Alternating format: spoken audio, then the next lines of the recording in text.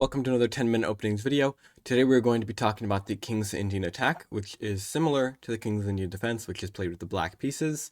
But here we're playing with the white pieces, and the King's Indian attack is more a center approach. You're still going to be setting up in the same formation as a King's Indian defense with the knight on f3, you fee and counter the bishop and castle.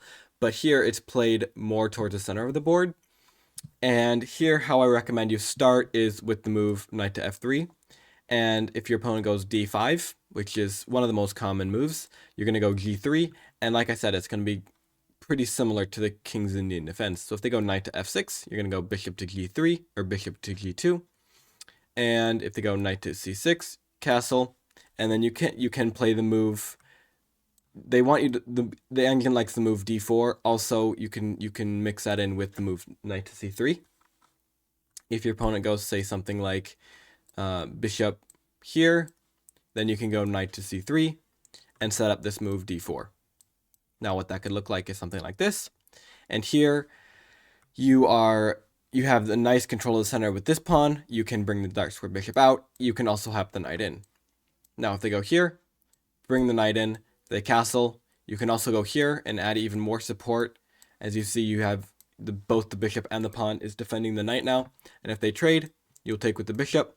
And now you have this bishop and you have this bishop. And this bishop is going to be it's going to be pretty difficult to get rid of that dark square bishop. And the computer also likes this move f3, which is interesting. I haven't actually even looked at that move before, but it's an interesting move. And here also you can think about moves like rook to e1 and also setting up an eventual pawn push in the center of the board. Okay, these are all based off of black letting you do this. Okay, so black doesn't have to do this. Let's say that black goes a little bit more confrontational. Okay, so let's get a new board. And let's say that black goes like this and like this. Okay, here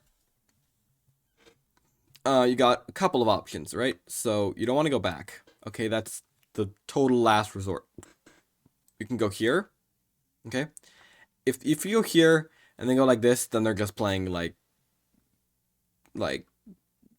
garbage. Okay, they're just playing horrible. So if they do that, you'll have to even go over here. Okay, I don't even want to really cover this because this is gonna not happen very often. Okay, but let's say that this happens, they go here, you castle, oh, whoops, this, then you castle, and then they go here. Okay, now what? Well, now, this square is covered, this square is covered, this square is covered, this square is covered. Now you'll have to go back here. Unless you want to go here, I mean, it's covered by the queen. The queen's not going to take, obviously. So you might even have to go back here. And again, these are so uncommon. It happens sometimes, but it's very uncommon. Okay? What you see most of the time is just people developing. They don't really care about pushing pawns because then it weakens the position. Okay? If this does happen, it can be kind of annoying, but you can get it out pretty easily. You can get the knight out pretty easily. So here, the engine likes to move d3, which makes sense. And then they want you to take if black doesn't take. So this, and let's say they go here. And again, this move, very unlikely that this happens. I mean, the bishop and knight are defending, but it's not going to happen very often, right? So here, let's say black castles, and then you take, okay? And they take back with the pawn, right? You can trade queens. I would recommend trading queens because if they trade with you, and if you go like here and they go here, this is bad. This is very bad because you'll have to take and then you're going to lose a piece, right? So that's very bad. You don't want that. And so I recommend trading, and then you can even take here as well.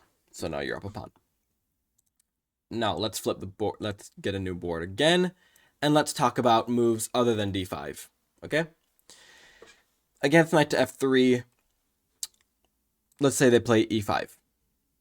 You're going to continue with their normal stuff. Here, also, you can interchange g3 with the move d3, which, if you know anything about the King's Indian Defense, you know that the move d6 is very important to get the Dark Square Bishop out. You can mix in d3 as well. That's fine. Now let's say they play knight to f6. You can play g3. Here. It's you castle. This is just ordinary stuff. And you're gonna try and develop to the center, and then you're gonna go for this pawn, this move here. And like I said, you can think about the move rook to e1. Try to create an eventual pawn break with moves like bishop to e3 and d4. Okay, now what if they go super aggressive and go d5? They go d5. You got to be careful here. Okay, you got to be careful. Here you cannot just go d4 because, right? You don't want that. Okay, so, and also please do not go bishop to e3 because then you just lose this. You don't want this. Okay, don't do that, please. Okay. d5. It's a tricky move, right? Because they're threatening this.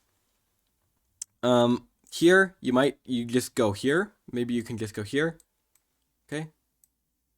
But then you'll have to move. Okay? And you're still even, right? Although maybe knight to e4 might not be very good. Maybe even knight to e2, right? You add another attacker, and maybe you can even go c3. Okay. These are just options, okay? Options based on what your opponent plays. Maybe they don't play this. Maybe they don't do any of this. Maybe they just go b6, right? Maybe they just do this. And then they trade with you. Okay, and then they hang their rook or something. Okay, it all depends on what your opponent plays. More advanced people, more advanced players will play more mainline theory. More lower rated people will not. Okay? And okay, let me just go over the main stuff that you should always remember. Okay?